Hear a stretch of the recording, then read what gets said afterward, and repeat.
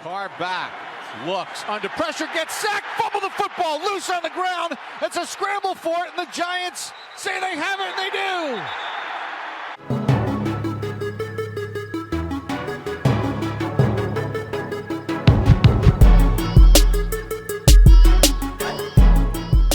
Bonjour à tous, bienvenue sur Only a Giant podcast numéro 41. Notre ami François a dit une très belle phrase aujourd'hui, je vais vous la lire.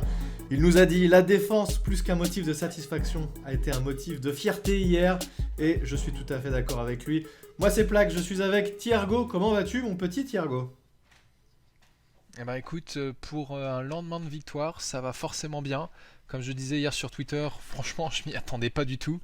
Mais on ne peut que se réjouir de cette victoire défensive, hein, parce que si on a remporté ce match, c'est bien grâce aux hommes de Patrick Graham plutôt qu'à ceux de Jason Garrett. C'est effectivement une victoire défensive et on va en reparler. Avant ça, comme d'habitude, vous le savez maintenant, eh bien, il y a deux personnes qu'on va saluer. On va saluer Fricazoïde et on va saluer Vincent Scholler. Qui sont ces personnes merveilleuses ? Eh bien, ce sont des contributeurs Patreon. Maintenant, vous commencez à avoir l'habitude, hein, on vous en parle depuis quelques épisodes. On a ouvert un Patreon pour ceux qui veulent contribuer, qui veulent soutenir financièrement le podcast. Donc déjà, on dit merci à ces deux nouveaux contributeurs. C'est vraiment super. Et pour ceux qui ne sont pas familiers avec Patreon, il faut savoir que c'est un système d'abonnement mensuel. Alors vous n'êtes pas obligé de payer tous les mois, bien entendu. Ils ne font pas des contributions juste en une seule fois.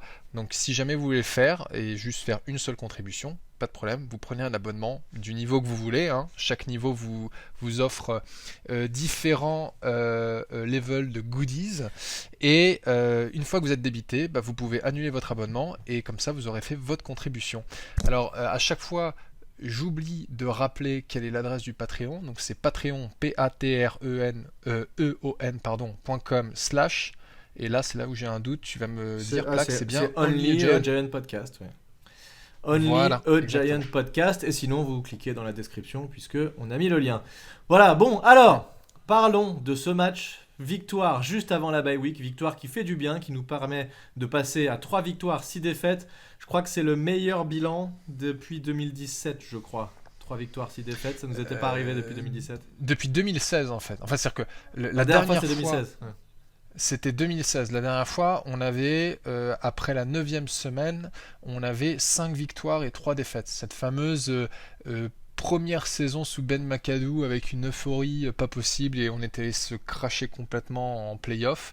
Et en fait, depuis cette saison, c'est une catastrophe parce que si on regarde, 2017, on a commencé à, sur les 8 premiers matchs, on a commencé à 1-7, après 1-7 la saison suivante, 2-6 en 2019, 1-7 en 2020, et on a commencé à 2-6 cette saison, mais avec la 9e semaine, on est à 3-6. Ce qui d'ailleurs correspond à notre...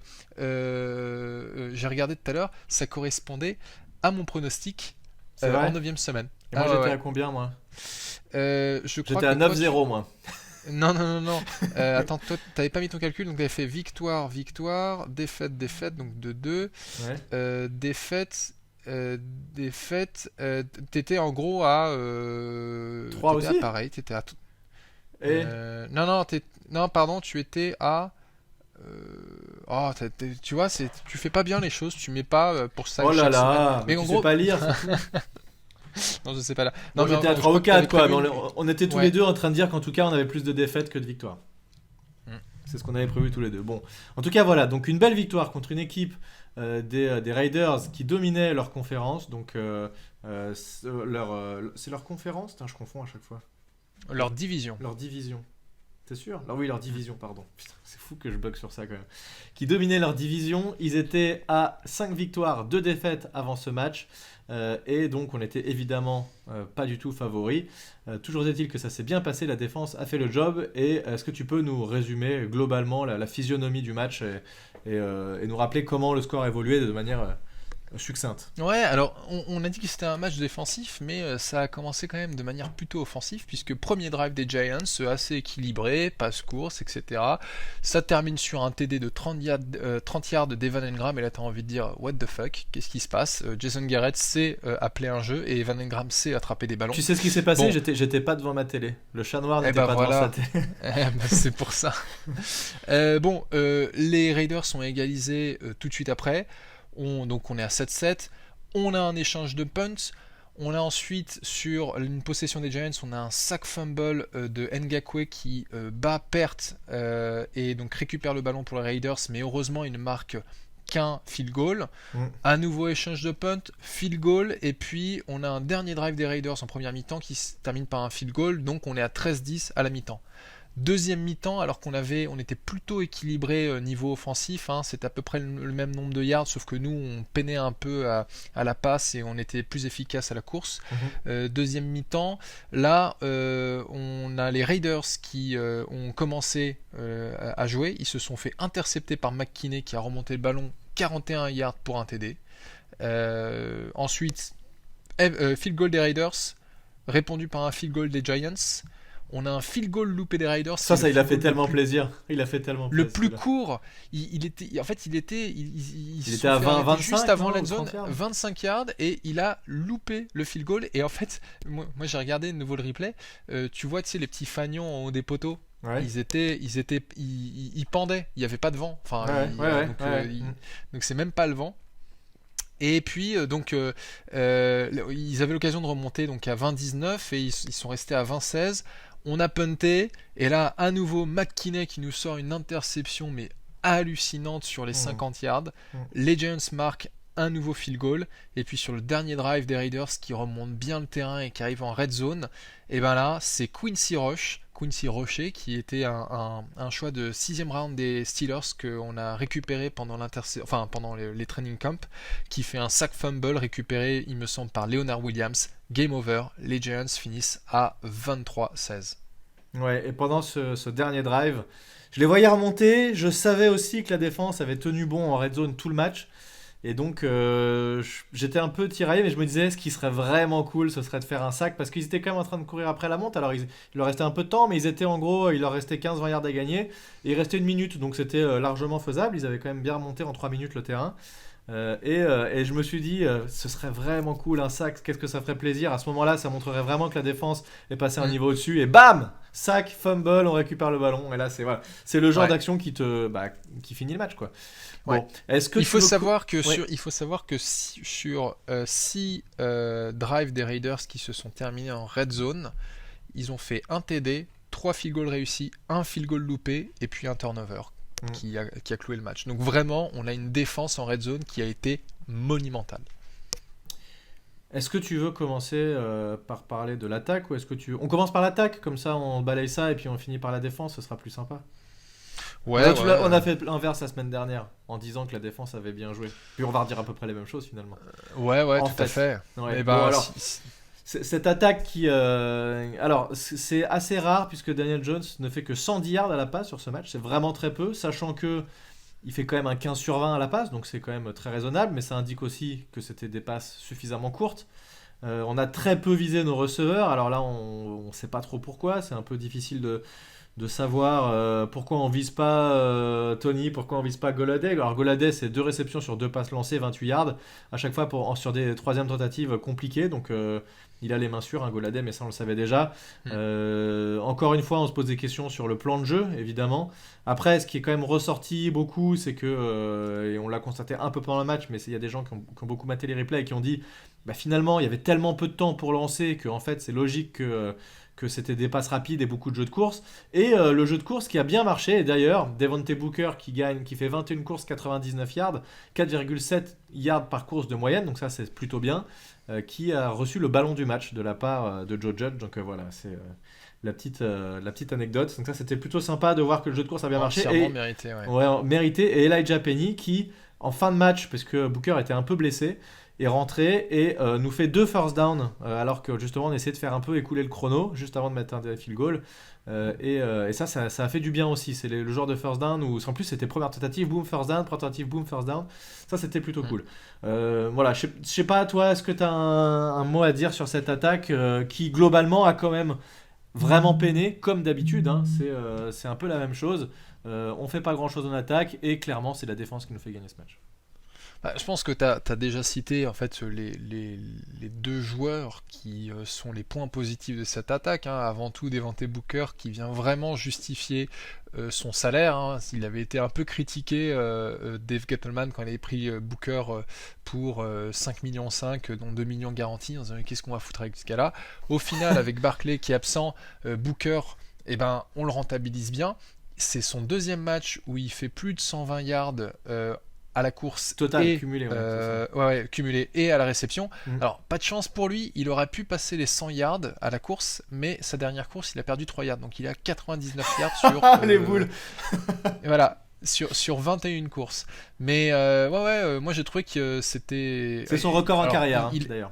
Voilà, il a aussi bénéficié, il faut le dire, d'un très bon run blocking. On parlera aussi de la ligne offensive un peu plus en détail plus tard, mais au niveau run blocking ils ont fait du bon boulot, donc ça a contribué au run game qui nous a permis d'avancer, puisque comme tu as dit, hein, Daniel Jones avait très peu de temps et au final il a passé pas souvent vers ses receveurs.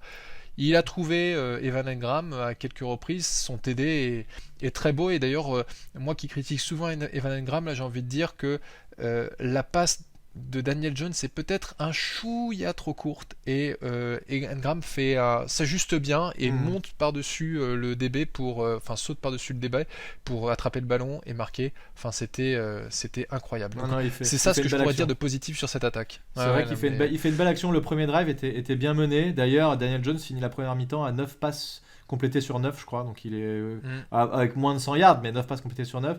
Et Engram a dit d'ailleurs qu'il savait, en fait, suivant l'alignement des joueurs, qu'il y avait une ouverture si la défense jouait de telle manière. Et donc ils ont vu le safety dans une certaine position. J'ai pas bien écouté ce qu'il disait, mais en gros ils savaient qu'il y avait une connexion, une possibilité suivant un alignement défensif, et ils en ont profité, ils ont été marqués. Comme tu dis, belle réception où tu as raison, il va bien la chercher au-dessus du défenseur, et c'était une belle action. Donc voilà, en fait l'attaque a fait vraiment le minimum syndical. Moi j'ai reproché un truc pendant le match, j'avais tweeté ça parce que ça m'a vraiment énervé. Autant notre jeu de course, on avait réussi à implanter un jeu de course correct, autant à un moment, je sais pas, sur 4-5 first down, on joue course plein centre 4-5 fois d'affilée, et pour 1 yard, 2 grands maximum, voire perte de yard. Et à un moment, les mecs, en fait, sur première tentative, la défense, ils cherchaient même plus, ils mettaient 25 joueurs dans la boîte, et c'était plaquage immédiat, quoi. Donc je sais pas pourquoi on s'ajuste pas, tu vois, tu le fais une fois, 2 fois, à un moment tu changes, tu fais une feinte ou quoi, mais on est resté bloqué sur ce jeu-là, alors que du coup c'est toujours le fameux schéma classique de on gagne pas de yards avec le premier jeu à la course, et après on se retrouve à lancer une passe quasi automatique. Et ça c'est le fameux schéma. Ou alors le pire c'est course, passe ratée, course, passe ratée, et là tu fais des 3 and out à l'infini. Donc voilà, l'attaque qui met qu'un seul TD sur ce match, qui met quand même des field goals et qui a quand même réussi à faire quelques drives. Ce qu'on peut imaginer, c'est que peut-être que Golladay et Toney n'étaient pas encore à 100%, mais sinon je vois pas pourquoi Kadarius Toney a été aussi peu impliqué. Là, j'ai pas d'explication, à part le fait qu'il soit encore blessé. Sinon, c'est clairement une erreur de schéma. Pourquoi on le fait pas jouer plus que ça, quoi. Le mec, quand il était le seul receveur, il nous met 400 yards dans un match, et là, on lui fait une passe 9 yards, quoi. Je pense qu'en fait c'est tout simplement un peu des deux, hein. On va pas refaire le débat à chaque fois, mais Jason Garrett ne fait pas l'affaire, ça il n'y a pas de doute.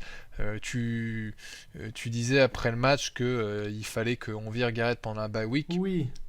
Je pense pas que ça viendra, parce que de toute manière il y a des problèmes qui ne disparaîtront pas malgré un départ de Garrett. Non, et on n'en a pas parlé vraiment en détail, mais l'état de la ligne offensive en pass protection est effrayante, hein. Le sack fumble de Ngakoue, c'est ce que je te disais avant le podcast. Matt Peart fait quand même un false start qui n'est pas flagué, donc ça veut dire qu'il part en avant sur Ngakoue et se fait battre. Limite on aurait préféré qu'il se fasse flaguer du coup. Et comme ça, oui, ça aurait été mieux pour nous, en effet. Mais bon, en fait, je sais pas où en est l'état d'Andrew Thomas. Non, c'est vrai que Euh, j'en ai pas entendu parler non plus, mais ça peut tout changer, hein, clairement. Mais on en aurait bien besoin parce que on est bien d'accord que de toute façon Peart ça reste quand même mieux qu'un Solder. Je préférais quand même voir un Peart côté droit plutôt Ah que bah oui. côté gauche et un Thomas côté gauche. Et puis pareil, un Matskura, parfois je le voyais se faire pousser en arrière, mais comme s'il pesait 50 kilos tout mouillé, alors Mhm. qu'il en pèse 250. Enfin, j'exagère à peine, quoi. Mais ouais, voilà. Donc en fait, c'est pour ça, je suis pas convaincu que Jason Garrett il saute. Et de toute façon, même s'il sautait, ça réglerait pas tous nos problèmes, malheureusement. Non, non, c'est sûr, mais bon, c'est voilà. Les paris sont ouverts. Toi, tu dis qu'il saute pas. Moi, je dis j'espère en tout cas qu'il saute. On verra. Mais tu as raison, c'est clair, sûr à 100%. Ça fera pas changer nos problèmes de O-line qui seront toujours là. Après, tu peux toujours t'arranger pour faire des schémas pour justement contourner ces éventuels problèmes. Et je pense que malgré tout, il l'a pas forcément trop mal fait sur ce match. Mais globalement, ça reste très moyen. Et surtout, ce qui me pose vraiment problème, et c'est le cas depuis tous les podcasts de cette saison, et c'était déjà le cas en partie l'an dernier, quand on arrive en red zone, il a aucune solution. Il ne sait plus quoi faire. Il est incapable d'aller marquer les touchdowns. D'ailleurs, le touchdown qu'on marque, on le marque pas quand on est en red zone. On le marque Non, sur une passe de 30 yards. Voilà. ouais, tout à fait. Ouais, bah oui, Et c'est pour ça. c'était déjà le cas jusque-là. Hein. Il y a plusieurs touchdowns qu'on a marqués, on n'était pas en red zone parce qu'on a zéro tactique bien travaillée pour marquer en red zone. Donc bon. Après, sur ce match, les Raiders n'ont pas réussi à marquer non plus en red zone. Donc voilà. Mais tu as raison, cette O-line est clairement un problème et la faute en revient non pas à Dave Jason Gettleman. Garrett, mais à Dave Gettleman. Ça, il n'y a pas de doute. Alors après, les blessures, c'est pas de sa faute, il ne l'a pas décidé. Et je pense que la O-line serait effectivement meilleure si tous nos joueurs avaient été là. Mais bon, toutes les équipes sont blessées. Il faut composer avec ça, on n'a pas trop le choix. Voilà, bon, Daniel Jones qui fait quand même un match très correct, hein, même s'il met que 110 yards à la passe, un TD, 15 sur 20, donc c'est plutôt bien. Il a aussi sorti une super course à un moment où en troisième tentative, ça paraissait très mal engagé. Ouais. Il a fait la fameuse, il sort à l'intérieur de la boîte et il gagne quelques yards et il se fait plaquer 2 yards avant, mais il fait un petit spin. Et là, franchement, tu poses ton cierge et tu dis, ne s'il te plaît, ne fais pas de fumble. Et non, il a réussi à bien la tenir. Et c'est pas la première fois qu'il le fait ce move-là, il l'avait déjà fait dans d'autres matchs et il le fait plutôt bien. Mm. Donc pour gagner les 2 petits yards qui lui manquaient. Alors encore une fois, pas de run, enfin de jeu où c'est designé pour qu'il nous fasse une course. Je ne sais pas pourquoi on ne fait plus ça. On a arrêté depuis la semaine 2, on ne fait plus ça. Donc bon, écoute, je ne sais pas. Je n'ai pas d'explication à donner, mais peut-être qu'il n'y en a Si, pas tout simplement. c'est parce que Jason Garrett pense que c'est trop téléphoné. Ça doit être ça. Je pense que c'est Ah la oui, seule. donc c'est pas c'est le- téléphoné de c'est- faire une Ah course non, plein faut pas centre que en je le première fasse trop tentative. parce que. Ah ouais, non, mais je suis bien d'accord. C'est quelque chose qu'on sous-exploite et qui pourtant nous aiderait énormément Ouais. en attaque. Et juste pour info, je me suis amusé à aller voir certains posts d'Américains un peu connus dans le monde du football américain, ou des mecs qui ont des podcasts ou des trucs comme ça, ou même le compte des Giants finalement qui poste des trucs et qui dit comment vous vous sentez, qu'est-ce que vous en pensez. Un commentaire sur 2, c'est Fire Jason Garrett. Mais c'est unanime. Voilà, donc voilà, c'est incroyable, incroyable. Bref, voilà, que dire de plus sur cette attaque, à part que, eh bien, elle a assuré le minimum et merci le jeu de course. Et n'empêche que, malgré tout, je suis quand même content qu'on ait réussi à avoir un jeu de course sur ce match, parce que ça fait plaisir. Les jeux de course, c'est quand même la base. Quand tu as un jeu de course, ça aide beaucoup pour le reste. Donc bon, Non, non, c'est... complètement. Et en plus, ça a permis d'avoir un temps de possession qui est équilibré parce que ça Oui. permet de faire des drives qui sont plus longs. Mhm. Donc ça permet aussi à ta défense de se reposer. C'est souvent ça le problème avec les attaques qui n'avancent pas, c'est que vu qu'elles n'avancent pas, la défense est plus souvent sur le terrain. Et plus souvent, et plus longtemps la défense se trouve sur le terrain, plus elle est fatiguée, moins elle est efficace. Mhm. Donc c'est un peu un cercle vicieux qui s'enclenche. Et là, grâce au travail, à l'excellent travail de la ligne offensive en run block et aussi à celui de Devontae Booker, on a pu faire tourner le chrono. Et puis au final, c'est la défense qui nous permet de gagner. Est-ce qu'on passe, Ouais, du ouais, on y côté passe. défensif? D'ailleurs, la défense marque des points, même maintenant, tant qu'à faire. Hmm. Puisqu'on n'a pas d'attaque, on va demander à la défense de nous marquer des points. Ah, vas-y, je t'en prie, fais-nous ta petite analyse, là. Qu'est-ce que tu as pensé de cette défense pendant ce match? Bah écoute, je pense que ce match, on s'en souviendra comme étant le match de révélation de Xavier McKinney. Ouais. Il nous avait déjà montré des choses par-ci, par-là. Bon, il faut savoir que même s'il a été drafté l'année dernière, il a loupé pratiquement toute l'année. Il a joué 2 ou 3 matchs l'année dernière. Donc cette saison, c'est vraiment sa saison rookie. Il y a eu des moments où il faisait des trucs bien, il y a eu des moments où on s'est dit oulala, il va falloir qu'il s'ajuste un peu. Et on avait parlé de son côté ultra instinctif et son intelligence de jeu qui était mise en avant par son ancien coach Nick Saban à Alabama, et je trouve qu'on l'a vraiment vu sur ces 2 interceptions qu'il fait. Donc il fait, comme on l'a dit tout à l'heure, une première interception en début de deuxième mi-temps où il arrive sur le receveur à la dernière seconde pour lui choper le ballon devant lui. Il lui fait un stiff arm dans la gueule au moment où il a le ballon et il fonce pour avoir le TD. Et puis la deuxième interception, celle que je trouve la plus impressionnante quelque part, parce qu'il est vraiment en plein milieu du terrain, il est en train d'analyser ce que fait Derek Carr, où est-ce qu'il regarde, Derek Carr se tourne d'un côté de l'autre, et puis au moment où Derek Carr commence à enclencher son bras, Bradbury est battu, et Bradbury l'a reconnu. Après il dit moi j'étais battu, mais heureusement t'as Xavier McKinney qui est arrivé, qui chope le ballon et qui reste inbound. Alors c'est dommage qu'il ait été emporté par son élan en dehors du terrain, mais bon, ça fait aussi partie du jeu. Mais cette déjà qu'il mette les 2 pieds dans le terrain, c'est déjà pas mal, parce qu'il aurait pu mettre un pied dehors, mais comme tu dis effectivement, et rappelle-toi, on l'avait dit dans des précédents podcasts, sa vitesse d'action et sa capacité à réagir et à accélérer, on l'avait déjà vu l'an dernier quand on avait vu des matchs où vraiment il était sur le porteur du ballon en un claquement de doigts, quoi. C'était vraiment impressionnant. Et là on l'a vu puisque le gars est au milieu du terrain et boum, le QB cligne des yeux et il pense que le défenseur est trop loin, mais non, McKinney est là et il intercepte le ballon, quoi. Donc voilà, c'était très bien joué. Alors il le dit d'ailleurs, je sais pas si tu as écouté l'interview qu'il a fait. En fait, il explique un peu ces 2 interceptions. La première, il dit j'ai juste suivi le QB du regard et j'ai senti qu'il se tournait à gauche et du coup j'ai réattaqué avec mon instinct. J'ai réussi à passer devant lui et à intercepter et pick six. Et sur le deuxième, il dit en fait c'est un jeu qu'ils ont fait plusieurs fois, un pump fake d'un côté et le ballon qui est lancé du même côté mais une balle en cloche au-dessus de la défense. Donc en gros un pump fake pour attirer les défenseurs et ensuite ça lance au-dessus. Et McKinney il dit à Bradbury, il lui dit s'il le refait, t'inquiète, je suis là, je l'intercepte.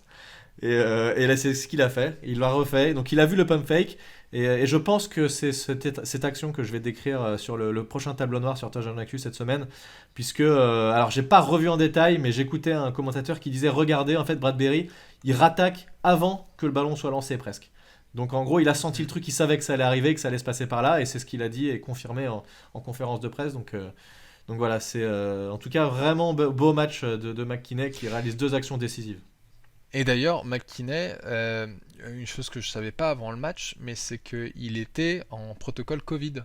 Oui, donc exact, tout à fait. Il a loupé 2 jours d'entraînement quand même. Donc il n'a pas eu une semaine complète d'entraînement. Alors il participait quand même aux réunions, à la préparation de match. Mais en fait, pour quelqu'un qui a loupé 2 jours d'entraînement, il était en pleine forme. Donc c'était vraiment exceptionnel. Et donc il y a 3 matchs, on avait dit super boulot de la défense, ça y est, ils sont un petit peu réveillés, c'est cool, faut espérer qu'ils continuent. Enfin il y a 2 matchs.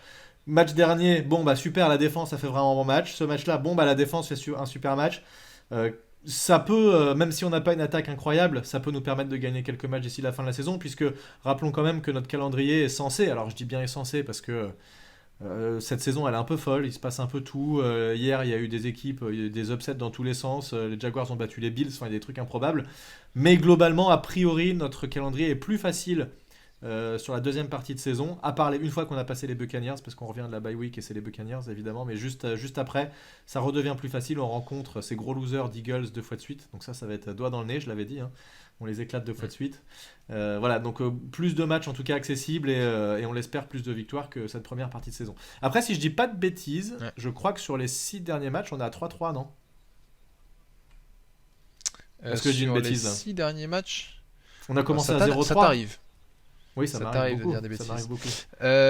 On a commencé à 0-3. Et donc on fait 3 victoires, 3 défaites sur les 6 derniers matchs. Donc si la saison avait commencé 3 semaines plus tard, eh bien on serait à 3-3. Ce serait pas mal ça. 3-3. Et en fait, et d'ailleurs, ça correspond aussi à une amélioration de notre défense.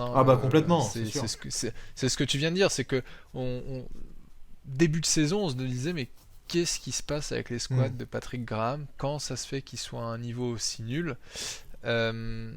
on avait l'attaque qui parfois montrait des bonnes choses, mais bon, l'attaque, je pense que tant qu'on aura Jason Garrett, il ne faudra jamais vraiment en espérer quelque chose de bien.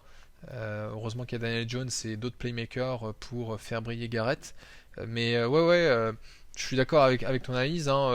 Bon, on se qualifiera pas en playoff, faut pas rêver non plus. Non. Mais on a une défense qui, même quand on perd, nous maintient dans le match. Enfin, on l'a vu, on l'a vu contre les Chiefs. C'est un match qu'on aurait pu gagner si on avait un minimum d'attaque, et c'est parce que la défense était là et a maintenu les Chiefs à 20 points. Complètement. Et là, pareil, on n'a pas une marge de fou. Au final, 23-16, c'est pas monstrueux comme marge. Ça aurait pu même être 23-19 s'ils avaient marqué ce field goal de 25 yards. Mais encore une fois, c'est parce qu'on a une défense qui, comme on l'a dit, en red zone, a limité les Raiders à des field goals, à prendre 3 points au lieu de 7. Et ça fait une différence incroyable. Et qui a créé 3 turnovers aussi. Alors, créé 3 turnovers, ouais. Dans cette défense, on a beaucoup de satisfaction. Adoré Jackson, qu'on attendait beaucoup, qui avait été un tout petit peu en dessous sur les premiers matchs. On s'est dit, putain, c'est bizarre, le mec, on attend beaucoup de lui. Il est revenu vraiment très très fort. Donc là, il y a vraiment quelque chose qui s'est créé. Là, James Bradberry, que je trouve quand même globalement moins bon que l'an dernier. Ça, il n'y a pas à se le cacher. Il reste correct, mais il est quand même moins bon que le niveau vraiment incroyable qu'il avait l'an dernier. On a Ojulari qui fait quand même des choses. D'ailleurs, il a une passe deflected sur ce match, même s'il n'a pas fait de sac récemment. Malgré l'absence de Blake Martinez, low linebacker qui reste quand même intéressant, qui font des choses avec le McKinney, Bernardrick McKinney là, qui fait des choses pas mal.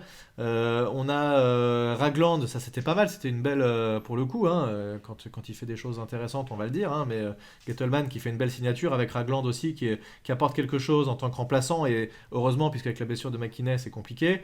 Notre linebacker titulaire, c'était Crowder, qu'on chope avec un 7ème tour, je crois, l'an dernier. C'était pas Mr. Irrelevant d'ailleurs, T. Crowder. Si, tout à donc fait. Voilà, donc on va choper quand même l'année dernière au 7ème tour de draft notre linebacker qui est notre middle linebacker titulaire cette année quand même. Donc ça c'est quand même assez fort. Donc là aussi bravo pour ce pic là. Voilà, donc il y a quand même des choses pas mal. La D-line, puis Quincy Roche aussi, puisque Quincy Roche qui là depuis 2 matchs se montre vraiment intéressant, et là aussi c'est un joueur qu'on a été chercher, qui était attendu je pense un tout petit peu plus haut sur cette draft là, qui a été pris, comme tu l'as dit tout à l'heure, quand tu as parlé de lui, au 6ème tour par les Steelers, qui l'ont lâché parce qu'ils avaient trop de monde sur la ligne a priori et trop de monde en outside, linebacker, et qu'on a été récupéré, et c'est une super acquisition parce que pour l'instant il est vraiment très bon, il fait des choses, alors il n'est pas parfait parce que ça reste un rookie, mais il fait des choses très intéressantes, et surtout il nous fait le jeu qui nous termine le match et qui change tout, c'est le strip sack, voilà, donc ça c'est juste parfait quoi. Non mais c'est... En fait, ce qui est assez dingue, c'est de se dire que on a mine de rien du talent, pas forcément de là où on l'espérait, puisque il y a des gars dont tu n'as pas forcément parlé, Lorenzo Carter, Oshane Jimenez, qu'on ne voit pas suffisamment. Alors ok, ils reviennent tous les deux de blessures, mais ils sont en bonne santé, et puis ils n'arrivent pas à se remettre de ces blessures, enfin ils sont pas à un niveau qui est top. Ojulari sur ce match, j'ai trouvé, il a fait des bonnes choses, mais il y a aussi des moments où j'ai trouvé que il se loupait un peu. Il a loupé notamment un plaquage en plein champ ouvert sur un running back qui était dans le flat. Bon, ça arrive.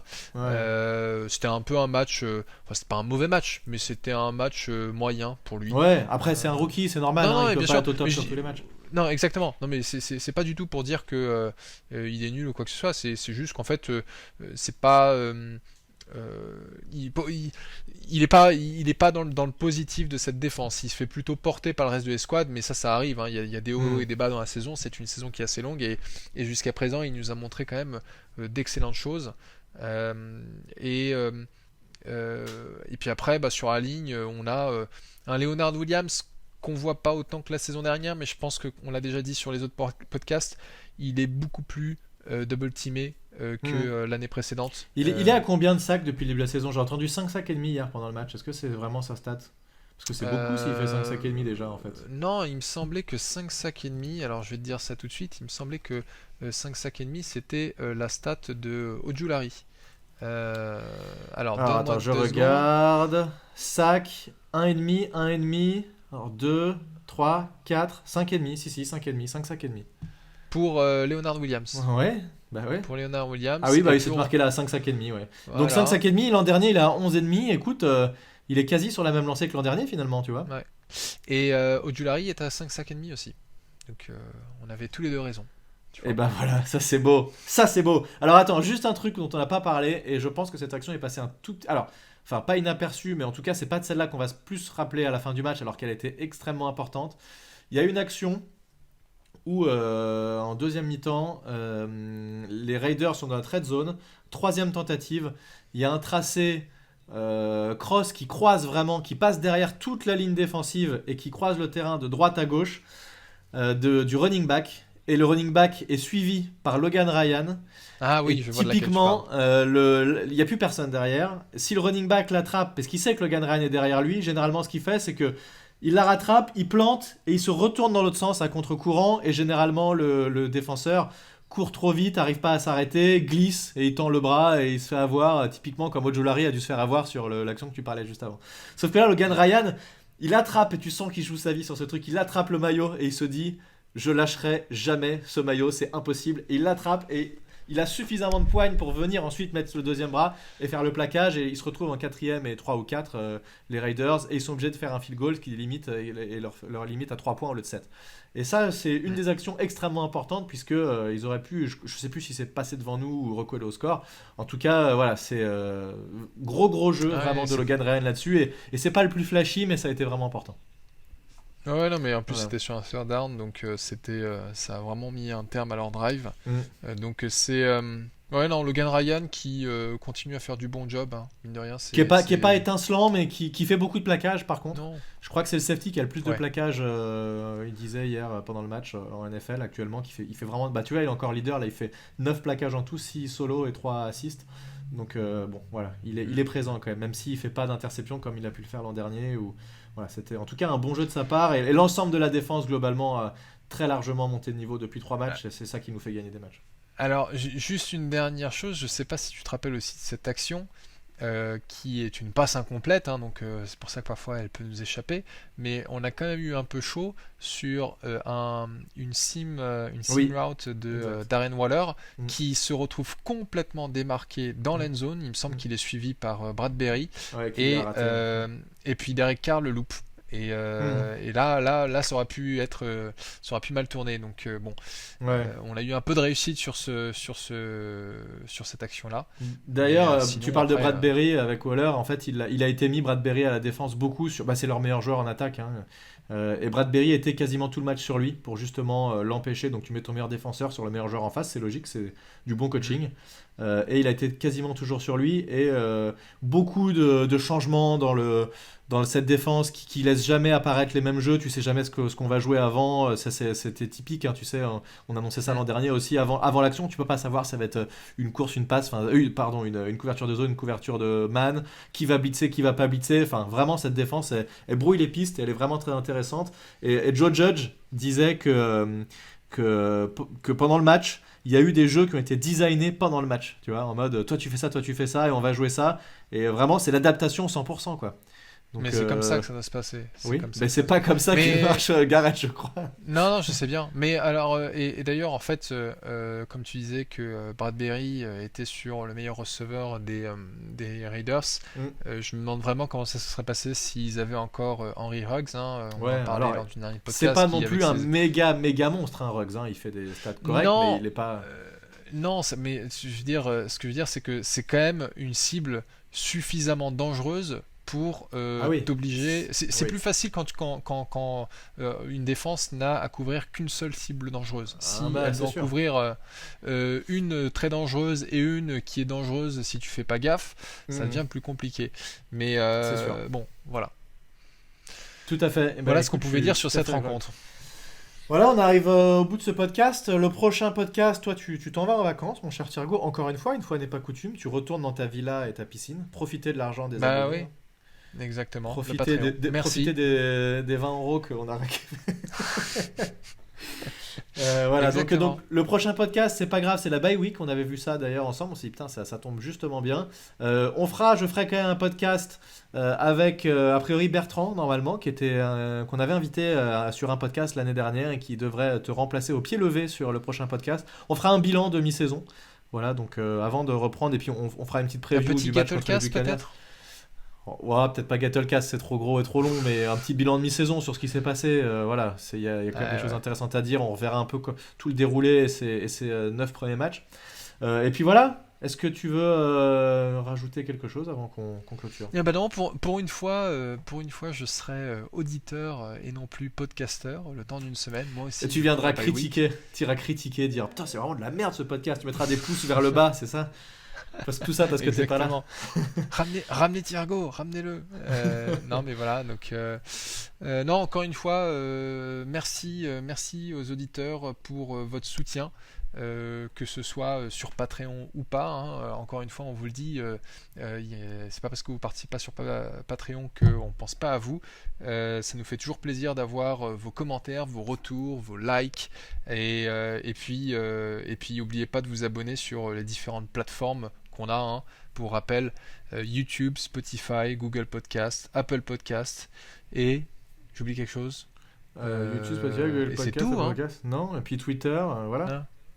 Et Twitter, NYGiantsFR et Thiergo. Voilà, Thiergo, comme Thiergo, hein, comme dans le dictionnaire. Comme voilà, ça se prononce, écoute, THIRGOW.